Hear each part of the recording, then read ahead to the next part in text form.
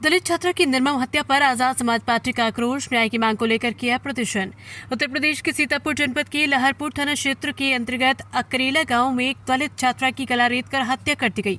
घटना 31 जुलाई 2025 को उस समय हुई जब वो घर पर अकेली थी। आरोपी की गांव का ही निवासी आनंद तिवारी, जो ब्राह्मण समुदाय से है, ने इस निर्मम हत्या को अंजाम दिया, इसलिए क्योंकि पीड़िता शिक्षित थी और दलित बच्चों को पढ़ाकर उन्हें जागरूक करने का कार्य कर रही थी।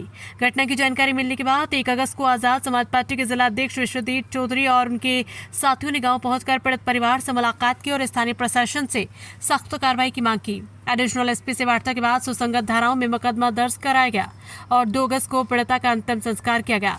इस मौके पर विश्वदीप चौधरी ने गहरी नाराजगी जाहिर करते हुए कहा कि जब दलितों पर अत्याचार होते हैं तब तथा कथित भाईचारा और हिंदू एकता की बातें करने वाले नेता और संगठन गायब हो जाते। उन्होंने बहुजन समाज की पुरानी राजनीतिक पार्टियों पर भी निशाना साधते हुए कहा कि ये केवल वोट बैंक की राजनीति करते हैं, लेकिन जमीनी स्तर पर शोषितों की आवाज नहीं बनते। उन्होंने दलित, पिछड़े और मुस्लिम समाज के लोगों से संविधान और समाज की रक्षा के लिए एकजुट होने की अपील की। उन्होंने कहा कि यदि आज हमने आवाज नहीं उठाई तो वे दिन दूर नहीं जब संविधान की जगह मनुस्मृति लागू कर दी जाएगी और हमें फिर से दोयम दर्जे का जीवन जीने को मजबूर होना पड़ेगा। आजाद समाज पार्टी ने यह भी ऐलान किया कि जब तक आरोपी को कठोरतम सजा नहीं मिल जाती, वे पीड़िता के परिवार के साथ तन मन धन से हर संभव मदद करते रहेंगे। इस हृदयविदारक घटना ने पूरे क्षेत्र में आक्रोश फैला दिया और पीड़ित परिवार अब न्याय की आस लगाए बैठा है। सभी साथियों को क्रांतिकारी जय भीम। मैं राकेश रजवंशी, जिला अध्यक्ष भीम आर्मी सीतापुर। जैसा कि सीतापुर के थाना लहरपुर क्षेत्र में ग्राम अकरौली तारनपुर में 31 तारीख की बीती 31 तारीख की बात है, एक दलित बहन की गला काट के हत्या कर दी गई और हत्या करने वाले श्रमण समाज से ब्राह्मण समाज का लड़का है जो पुलिस की हिरासत में है। और घटना को आज तीसरा दिन है, लेकिन बहुत सारे हिंदू संगठन पूरे भारत में हैं, पूरे उत्तर प्रदेश में हैं और सीतापुर में भी सक्रिय हैं, लेकिन किसी ने आवाज़ नहीं उठाई। आवाज़ ना उठाने का कारण सिर्फ ये है क्योंकि जिस बहन की हत्या हुई वो दलित समाज से आती है और हत्या करने वाले जो लोग हैं वो श्रमण समाज के लोग हैं। हत्या हो गई, पुलिस अपनी कार्रवाई करेगी, उसको जेल भेजा जा चुका है, सारी बातें ठीक हैं, लेकिन दुख की बात यह है कि दलित समाज की वोट लेने के समय यही हिंदू संगठन और बीजेपी की सरकार हमें हिंदू बनाती है कि आप हिंदू हैं, आप भाई हैं और भाईचारा कायम रखें। सवाल बीजेपी सरकार और उन हिंदू संगठनों से है कि आज एक दलित समाज की बेटी की हत्या हुई है तो आप खामोश क्यों हैं? सीतापुर में 9 विधायक हैं जिसमें कुछ दलित समाज के भी हैं, वो भी खामोश हैं। श्रवण समाज के लोग तो लाजमी खामोश हैं।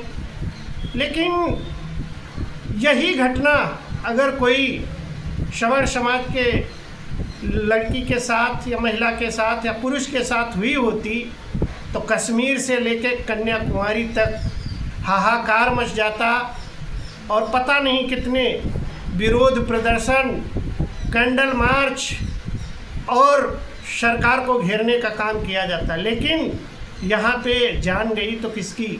एक दलित समाज की।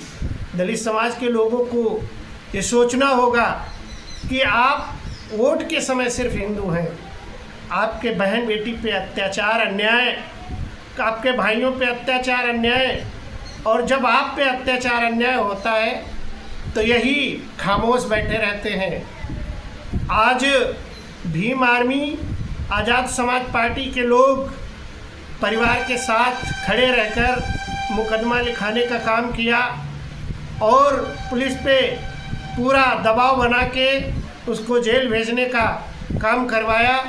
इसके लिए भीम आर्मी, आज़ाद समाज पार्टी की टीम को मैं धन्यवाद कहता हूं कि आप जैसे जांबाज सिपाही हैं और भाई चंद्रशेखर आज़ाद का बनाया हुआ संगठन आज पूरे भारत में है, जो दलित, शोषित, वंचितों की आवाज़ को बुलंद करता है। फिर बीजेपी सरकार से सवाल है कि आप खामोश क्यों है जब हमारे समाज के लोगों पे अत्याचार अन्याय होता है। हमारे समाज को जागना होगा।